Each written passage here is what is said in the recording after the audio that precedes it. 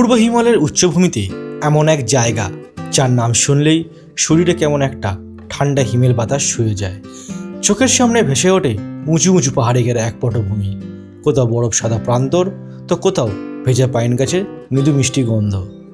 ঠিক সেরকমই এক জায়গা যার নাম গ্যাংটক। এক সময়কার এক শান্ত পাহাড়ের জনপদ এখন সিকিমের প্রাণবন্ত হৃদয়ে পরিণত হয়েছে। তবুও এর প্রতিটি নিঃশ্বাসে এখনও পাহাড়ের প্রশান্তি জড়িয়ে আছে। প্রাচীন মঠগুলোর শান্তিপূর্ণ নীরবতা থেকে শুরু করে এমজি মার্গের প্রাণবন্ত আকর্ষণ পর্যন্ত গ্যাংটক এমন একটি জায়গা যেখানে ঐতিহ্য এবং আধুনিক জীবন একসাথে হাতে হাত ধরে চলে। তা আজকের পর্বে তোমাদের সাথে শেয়ার করব গ্যাংটকের এক অপরূপ সৌন্দর্য ভরা জার্নি, আর তার সাথে এমজি মার্গের এক ফাটাফাটি আস্তানার খোঁজ দেব। এছাড়া আশেপাশের সাইট সিন তো থাকছেই। তাহলে চলো দেরি না করে শুরু করে ফেলি আজকের জার্নি। সবার আগে আমি সুমন্ত, তোমাদের হোস্ট, সকলকে ওয়েলকাম জানাই আমার ইউটিউব চ্যানেলে। ক্যালেন্ডার বলছে আজ 17 ফেব্রুয়ারি 2026, আর ঘড়ি বলছে সময় এখন সন্ধ্যা 6:30। আমরা দাঁড়িয়ে আছি শেওড়া পুলিশ স্টেশনের 3 নম্বর প্ল্যাটফর্মে। প্রাথমিক গন্তব্য শিয়ালদহ স্টেশন। সেখান থেকে রাত 10:15 দার্জিলিং মেল ধরব। ও তোমাদের তো একটা কথা বলাই হয়নি, এই গ্যাংটক ট্রিপের দৌলতে প্রথমবার আমার ইস্ট ওয়েস্ট মেট্রোতে চড়ার সুযোগ হলো। প্রথমবারের এই অভিজ্ঞতাটা আমার কিন্তু বেশ ভালো লেগেছে। আগে যেখানে হাওড়া স্টেশন থেকে শিয়ালদহ যেতে গাড়িতে বা বাসে সময় লাগতো 30 থেকে 45 মিনিট, এখন মেট্রো চালু হওয়ার সুবাদে সেটা মাত্র 10 মিনিট লাগলো। মোটের উপর অভিজ্ঞতা কিন্তু আমার বেশ ভালো লেগেছে। আগেই তোমাদের বলেছি এবারে আমাদের ট্রিপের বাহন 1, 2, 3, 4, 3 শিয়ালদহ হলদিবাড়ি দার্জিলিং মেল ঠিক সময় মতো 14 নম্বর প্ল্যাটফর্মে চলে এলো। এবারে আমাদের কোচ S1। ট্রেনে উঠেই আগে লাগেজপত্র ঠিকঠাক জায়গাতে সেট করে দিলাম। তোমরা দেখতেই পাচ্ছ ট্রেন আজ পুরো ভর্তি। আপাতত ওয়াশরুমের কন্ডিশন ঠিকঠাকই আছে। ট্রেন পুরো অন টাইম, মানে রাত 10:15 প্ল্যাটফর্ম নাম্বার 14কে টাটা বাই বাই করে তার গন্তব্যের দিকে যাত্রা শুরু করলো। যাত্রাপথে এই ট্রেন বর্ধমান, বোলপুর, মালদা টাউন ও কিষানগঞ্জের স্টপ দিয়ে পরদিন সকাল 8টায় এনজেপি মানে নিউ জলপাইগুড়ি স্টেশনে পৌঁছাবে।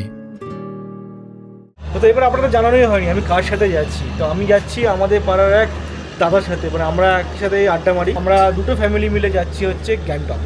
পুরো গ্যাংটকটা আমরা এক্সপ্লোর করবো, আর আপনারা ভার্চুয়ালি আমার সাথে এই ট্রিপটাকে এনজয় করুন। এই ট্রেনে কোনো প্যান্ট্রিকার নেই, তাই যারা প্রথমবার এই ট্রেনে ট্রাভেল করবে পারলে বাড়ি থেকে বা স্টেশন থেকে খাবার নিয়ে ট্রেনে উঠো। কিন্তু এদিকে রাজ্যে অনেক হলো, তাই আমরা চটপট ডিনার পর্বটা সেরে ফেললাম। কাল যে সকাল সকাল উঠতে হবে। ঘড়ি বলছে সকাল 7টা। দুর্বার গতিতে ট্রেন ছুটে চলেছে এনজেপির দিকে। ওই দেখো পূব আকাশে ভানুবাবু কুয়াশার চাদর সরিয়ে সদ্য ঘুম থেকে উঠেছেন। শুনেছি দার্জিলিং মেল নাকি এই রুটের সব থেকে ভালো ট্রেন, অন টাইমে এনজেপি পৌঁছে দেয়। আজ কিন্তু সেই ট্রেন প্রায় 1 ঘন্টা লেটে চলছে। সময় এখন 8:50। নির্ধারিত সময় থেকে প্রায় 45 মিনিট লেটে আমরা এনজেপি পৌঁছালাম। রাস্তায় আর দাঁড়াবো না বলেই স্টেশন থেকেই সকালে ব্রেকফাস্টটা সেরে নিলাম।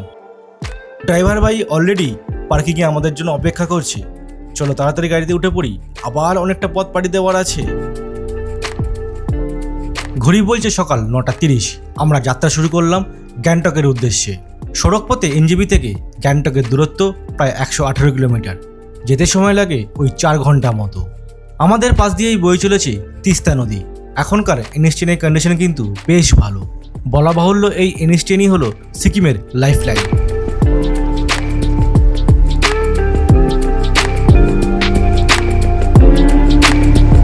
দূরের ল্যান্ডস্কেপটা দেখেছো কি সুন্দর লাগছে না? আমরা যে সেতুর উপর দিয়ে যাচ্ছি তার নাম অটল সেতু, আর এর নিচ দিয়েই বয়ে চলেছে রংপচু নদী।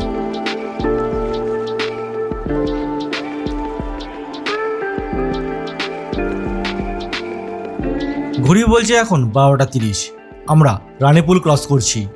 গুগল বলছে আর মাত্র মিনিট কয়েকের রাস্তা।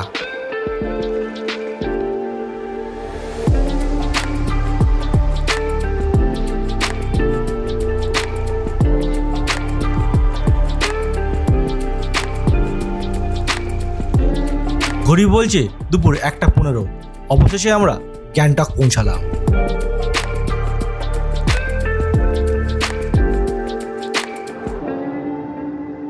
আমরা এই জাস্ট হোটেলে আমরা চেক ইন করলাম। আর আমাদের এই হোটেলটা একদম এমজি মার্কেটের উপরেই। আর এই হচ্ছে আমাদের রুম 406। আর ঢুকেই এখানে একটা বড় বেড আছে। এখানে পাতলা পাতলা 3 জন তো ভালোভাবে শুতে পারবে। আর নর্মাল ফ্যামিলি হাজব্যান্ড ওয়াইফ বাচ্চা নিয়েও ভালোভাবে থাকা যাবে।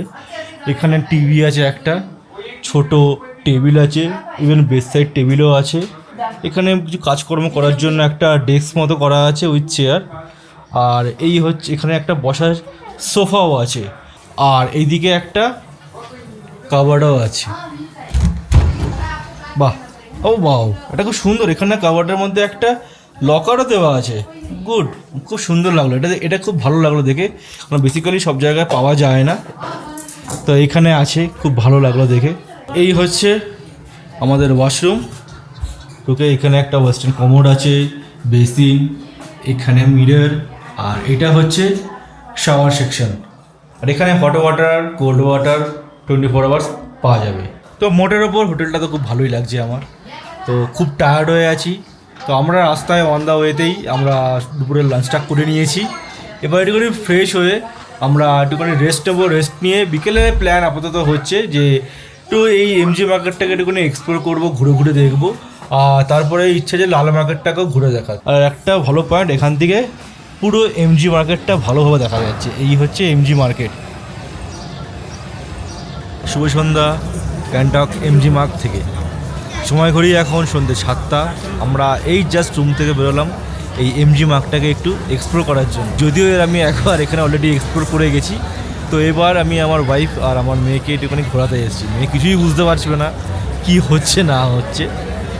আর এখন টেম্পারেচার যথেষ্ট কিন্তু কম আছে। যখন আমি এসেছিলাম তখন টেম্পারেচার ছিল ওই 25 থেকে 26-এর মতো। আর এখন কিন্তু ঠান্ডা ভালোই লাগছে। ওয়েদার ফরকাস্ট হচ্ছে এখন টেম্পারেচার 15 ডিগ্রি সেন্টিগ্রেড, ঠান্ডা খুব ভালোই লাগছে। আর এই হচ্ছে ঝকঝকে লাইটে ভরপুর এমজি মার্ক। এইটাই হচ্ছে গ্যাংটকের মেন অ্যাট্রাকশন। মানে মানুষ এখানে আসে, এখানে তাদের টাইমটাকে স্পেন্ড করে। চারিদিকে পুরো দোকান, হোটেল সব কিছু এখানে আছে। আর একটা কথা বলতে চাই, এখানে যে হোটেলগুলো আছে এগুলো কিন্তু একটু কস্টলি টাইপের। আপনারা ভাবছেন যে এখানে থাকবো একটুখানি সস্তায় হোটেল পাবো, কিন্তু এটা পাবেন না আপনারা। এখানে মিনিমাম হোটেলের চার্জ হচ্ছে 3 থেকে 3,500 টাকা মিনিমাম, এর থেকে বেশিও কিন্তু হতে পারে। তার এই হচ্ছে সব দোকান এদিককার, আর সব হোটেলের তলায় দোকান। এখানে বার, পাব সব কিছু আছে। এই হচ্ছে আমাদের আস্তানা হোটেল গোল্ডেন হাইটসের রাতের ভিউ, একদম এমজি মার্কের ওপরে, যেটা তোমাদের আগেই বলেছিলাম। আর কেমন লাগছে আজকের পর্ব কমেন্টে জানিও কিন্তু। চলো এবারে ওদিকটা একটু ঢু মেরে আসি। এমজি মার্ক থেকে একটু এগিয়েই এখানে একটা মার্কেট বসে। অনেক কম দামে এখানে ঠান্ডার পোশাক পাওয়া যায়। গ্যাংটক ঘুরতে আসা ম্যাক্সিমাম ট্যুরিস্টই এখান থেকে কেনাকাটা করেন। ইভেন আমিও এখান থেকে কেনাকাটা করেছি। ঘড়ি বলছে রাত 8:45। খুব সুন্দর একটা সন্ধ্যা আমরা এমজি মার্কে কাটালাম। Good morning everyone, good morning from Gangtok MG mark. এখন সময় সকাল 9:45। আমরা বেরিয়ে পড়লাম আজকের দিনে সাইট সিনের জন্য। তো আজকে আমরা মূলত গ্যাংটকের যে সাইট সিনগুলো আছে, মানে 10 পয়েন্ট 7 পয়েন্ট যেগুলো আছে সেগুলো আমরা ঘুরে দেখব। আর এই হচ্ছে সকালের এমজি মার্কের দৃশ্য। দোকান আস্তে আস্তে সব খুলছে। মানে বেসিক্যালি এখানে সকাল 9টা থেকেই এই দোকানগুলো মানে খোলা আরম্ভ হয়ে যায় এমজি মার্কের। আর মোটামুটি রাত্রি 9টা সাড়ে 9টার মধ্যে সব ক্লোজ হয়ে যাচ্ছে। এমজি মার্কে দুদিনব্যাপী এক মেলা চলছে। এখানকার মানুষজনের হাতের তৈরি সব নিখুঁত কাজকর্ম এই মেলায় তুলে ধরা হয়েছে।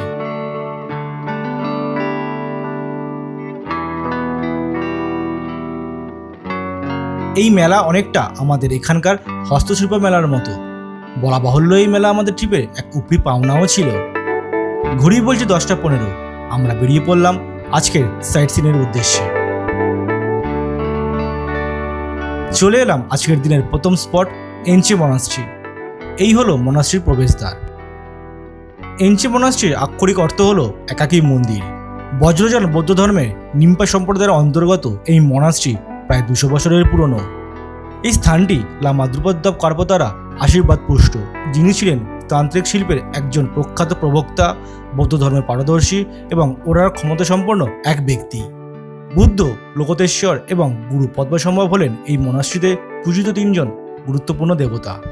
বর্তমানে এনচে মনাস্ট্রি নিমপার সম্প্রদায় প্রায় 90 জন সন্ন্যাসীর আবাসস্থল। আবার ব্যাক টু পথ, আমরা চলেছি আমাদের দ্বিতীয় গন্তব্যের উদ্দেশ্যে। আর বাইরের প্রকৃতিটা দেখেছো কি সুন্দর লাগছে না? বিশেষ করে ওই দূরের ল্যান্ডস্কেপটা আমার তো খুব সুন্দর লাগছে। চলে এলাম আজকের দিনে দ্বিতীয় জায়গা, যেটা হচ্ছে হনুমান টক। এই হচ্ছে হনুমান টকে যাওয়ার রাস্তা, আর এইখানে গাড়ি রাখার জায়গা। এটা হচ্ছে পার্কিং পুরোটা। যারা গাড়ি নিয়ে আসছেন তারা এখানে গাড়ি রাখতে পারবেন, ভালো পার্কিং জায়গা আছে। এই আমরা উঠছি উপরের দিকে, আর এটা মেনটেন করে হচ্ছে ইন্ডিয়ান আর্মির ব্ল্যাক ক্যাট।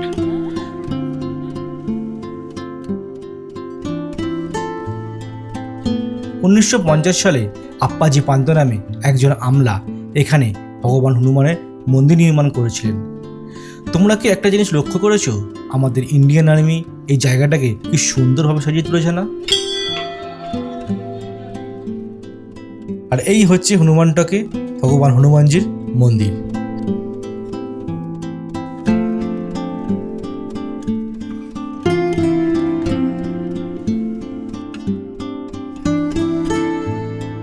স্থানীয় কিংবদন্তি অনুসারে ভগবান রামের ভাই লক্ষ্মণকে বাঁচানোর জন্য হনুমান যখন ভেষজ সঞ্জীবনী আনতে দুনাগিরি পাহাড়ের দিকে উড়ে যাচ্ছিলেন, তখন তিনি এখানে কিছু সময়ের জন্য বিশ্রাম নিয়েছিলেন।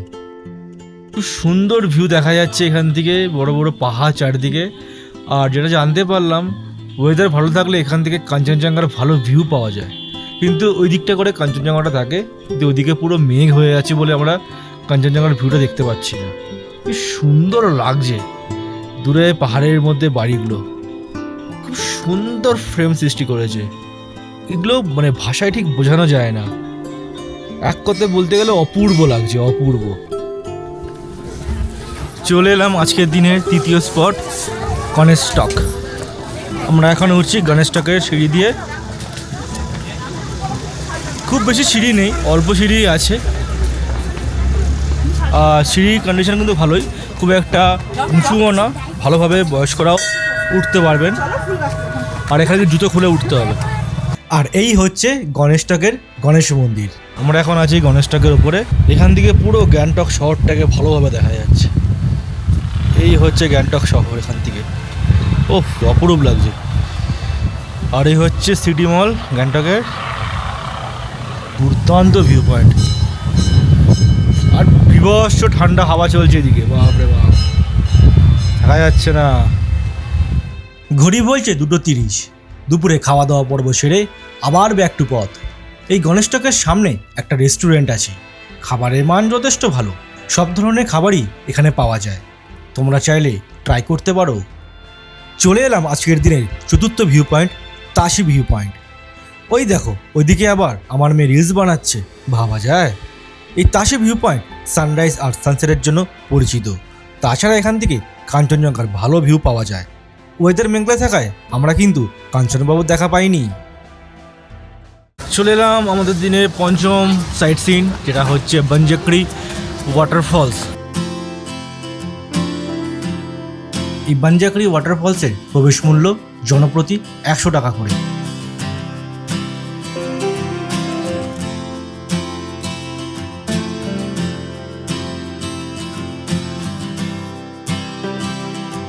এখানে অনেক অ্যাক্টিভিটিস আছে, তোমরা চাইলে ট্রাই করতে পারো।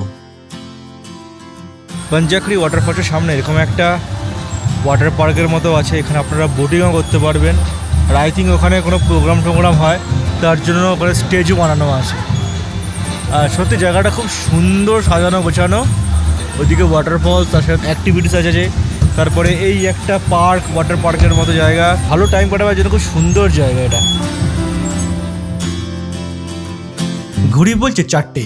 আমরা এখন আছি রুমটেক মনাস্ট্রিতে, যা আজকের শেষ পয়েন্ট। এই রুমটেক মনাস্ট্রি ধর্মচক্র কেন্দ্র নামেও পরিচিত, আর এটি সিকিমের সবচেয়ে গুরুত্বপূর্ণ তিব্বতী বৌদ্ধ মঠ। 1966 সালের 16তম কর্মপা এই মনাস্ট্রি প্রতিষ্ঠা করেন। এই মনাস্ট্রির তিব্বতী স্থাপত্য স্বর্ণস্তূপ এবং এখান থেকে গ্যাংটকের মনোরম দৃশ্য সকল পর্যটকের দৃষ্টি আকর্ষণ করে। দুঃখের বিষয়, ভেতরে ক্যামেরা অ্যালাউ নেই, তাই তোমাদের মনাস্ট্রির ভেতরে অপরূপ সৌন্দর্যটা দেখাতে পারলাম না। একটা ফ্রেমে জায়গাটা যে কি অপরূপ লাগছে, যেগুলো ভাষায় বোঝানো খুব বড়ই কঠিন। শুধুই দু চোখ মেলে এই অনুভূতি নিতে হবে। ওই যে আমার আঙুল বরাবর যে জায়গাটা দেখতে পাচ্ছেন, অনেকগুলো বাড়ি আছে পাহাড়ের মাঝে, পুরোটাই হচ্ছে গ্যাংটক শহর। খুব সুন্দর লাগছে, আর ওখান থেকে কাঞ্চনজঙ্ঘা হালকা উঁকি মারছে। আপনারা তাড়াতাড়ি প্ল্যান করুন, চলে আসুন এই গ্যাংটক, আর অ্যাটলিস্ট রুমটেক মনাস্ট্রিটা তো রাখবেন। এই যে ভিউটা আমরা দেখছি, এটা হচ্ছে রুমটেক মনাস্ট্রির একটা ছাদ থেকে দেখছি। গ্যাংটকের আশেপাশে সব জায়গা যে এতটা সুন্দর আমি তা কল্পনাও করতে পারিনি।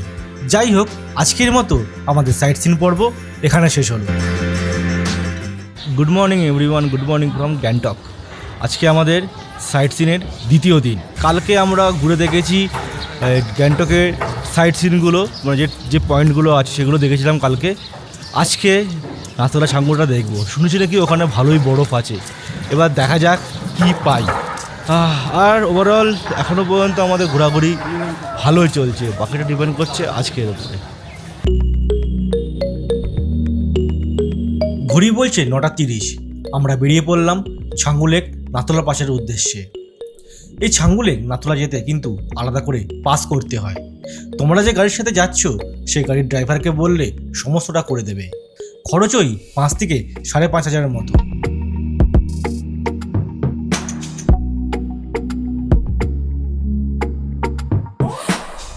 আমরা এখন সোজা যাব নাথুলা, তারপর আসার পথে দেখে নেব ছাঙ্গু লেক।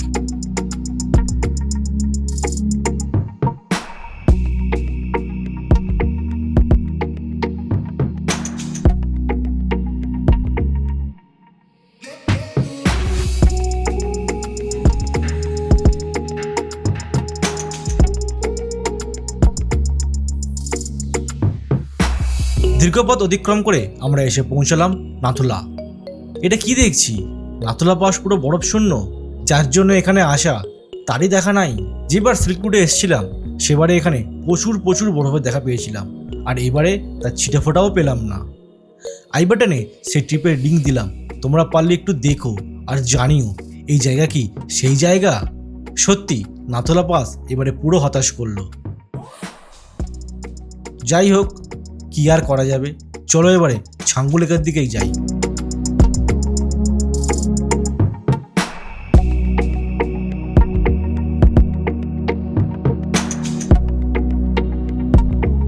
চলে এলাম আমরা ছাঙ্গু লেক বা টিসংমো লেক। আমার পিছনেই হচ্ছে ছাঙ্গু লেক, আর এখানে কিন্তু প্রচুর ঠান্ডা। উপরে পাহাড়গুলো দেখেছো কি সুন্দর, মানে পুরো কালো কালো লাগছে পুরো, কারণ এখানে খুব স্নোফলসও হয়। এখন আমি যেটা দেখেছিলাম প্রেডিকশনে কিছুদিন আগে, যে স্নো থাকার কথা, মানে এখনও ফেব্রুয়ারি মাসের শেষের দিকে, এখন মার্চ চালু হবে, স্নো কিন্তু থাকার কথা, কিন্তু এবারে দেখছি এখানে স্নোই নেই। কি জানি না এবারে কি হয়েছে, বাট কিছুদিন আগে দেখেছিলাম কিন্তু এই ছাঙ্গু লেকে বিবশ বরফে ঢাকা ছিল।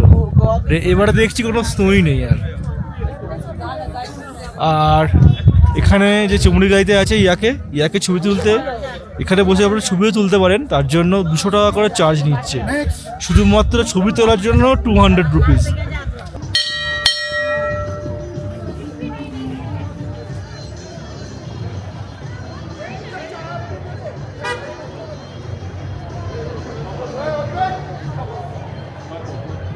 গ্যাংটকে আজ আমাদের শেষ রাত্রি, আর এই শেষ রাতের কিছু মুহূর্ত মনের খাতায় তুলে রাখতে আমরা এমজি মার্গে একটু সময় কাটাচ্ছি। 2 দিন গ্যাংটকে খুব সুন্দরভাবে কাটালাম, অনেক সুন্দর মুহূর্ত সাথে নিয়ে কাল আমরা যে যার মতো ফিরে যাব। ভালো মন্দ সব রকম অভিজ্ঞতা নিয়ে এবারের মতো শেষ হলো আমাদের গ্যাংটক সফরনামা। ভিডিওটা যদি তোমাদের ভালো লেগে থাকে তাহলে লাইক, শেয়ার আর সাবস্ক্রাইব করে প্লিজ একটু পাশে থেকো। তাহলে আজ চলি, দেখা হচ্ছে আবার নতুন এক ভ্রমণ গল্পে।